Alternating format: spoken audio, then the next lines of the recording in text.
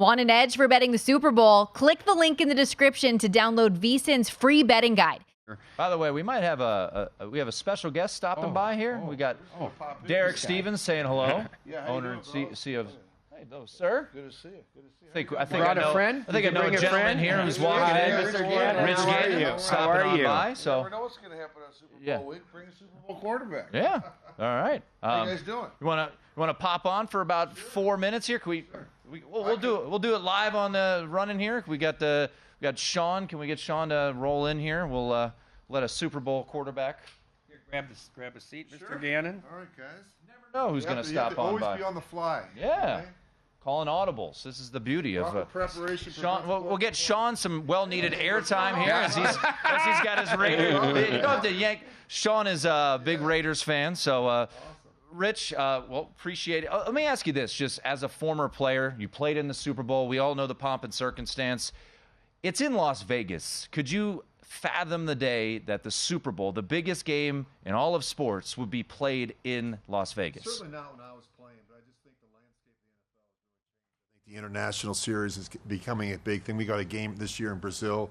We've had games in Germany. We're taking the game around the country, obviously, and around the world. And I think to have the game here in Vegas is awesome. I mean, it would have, 10 years ago, we never would have thought the NFL would have made it to Vegas. But you look at what the Vegas Knights have done, the Aces. The A's are going to be in town. We're going to get the NBA here soon. I mean, the stadium is incredible, Allegiant Stadium. You look at the facility the Raiders have. I think it's the best facility in all of professional football. So professional sports are here to stay. And my personal opinion is I think this is going to be in the rotation for Super Bowls down the road. I mean, it's been an amazing week so far here in Vegas.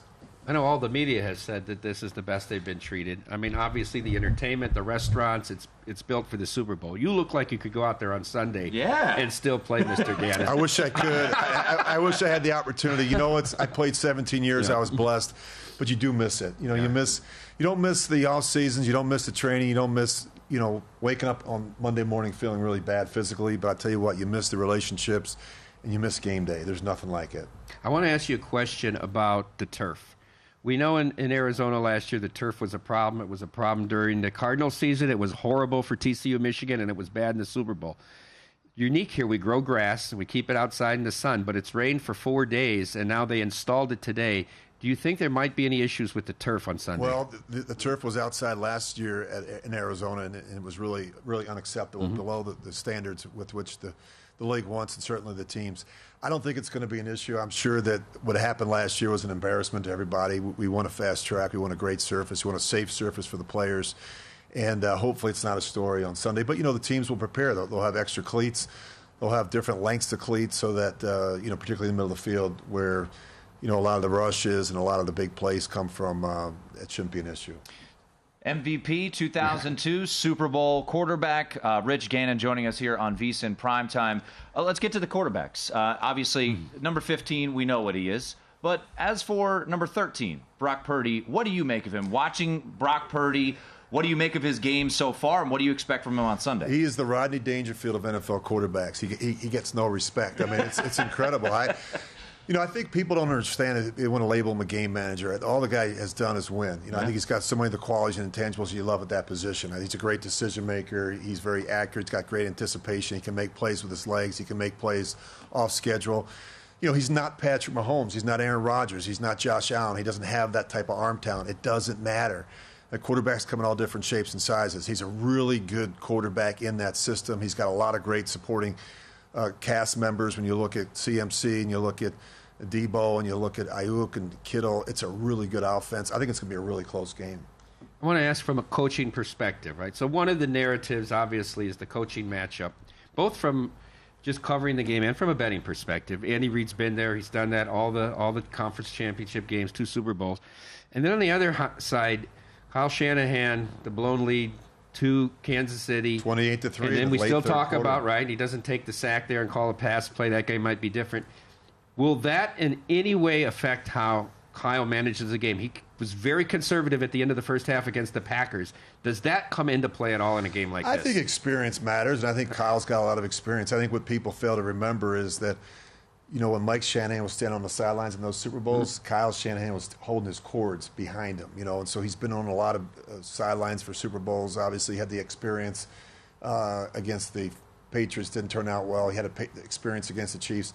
I think sometimes getting there is important. Those experiences matter. But I think Kyle's one of the best head coaches in our game. I think he's one of the best play callers in our game. I think he's going to do a great job. I don't think it's going to be an issue with coaching. I think it's going to come down to who makes the plays in the critical situations late in the game when you got to have it. And late in the game when you got to have it. I've talked to hundreds of players and coaches this week. And I would just say from my own experience, if I had my last $5, I would never, ever bet against Patrick Mahomes. I just wouldn't do it.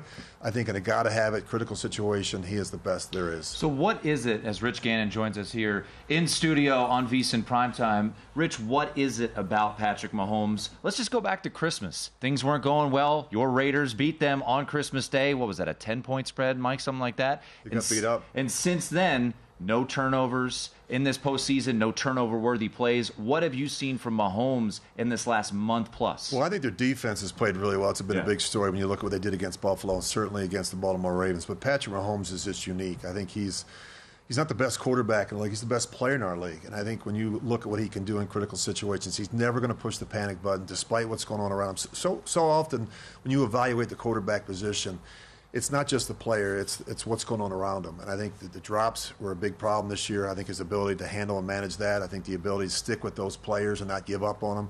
Isaiah Pacheco's healthy right now. The two tackles have played well. You look at Jawan Taylor, who struggled, Donovan Smith. Both of them are playing well right now. Maybe had their best game last week against the Baltimore Ravens. And you look at Nick Bosa and Chase Young, two really good pass rushers.